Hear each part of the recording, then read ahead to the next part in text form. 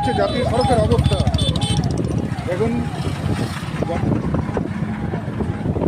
পথে ভর্তি, এগুলো কবে সারাবে এটাই জানে না, একেবারে গর্ত চারদিকে।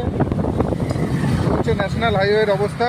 দেখুন এটা রাস্তা নাকি অন্য কিছু, এগুলো কেন ছাড়াই হচ্ছে না কেউ জানে না। এই হচ্ছে রাস্তা, যখন তখন দুর্ঘটনা ঘটে যেতে পারে। ওটা ওই ছবিটা তুলতে পারলাম না।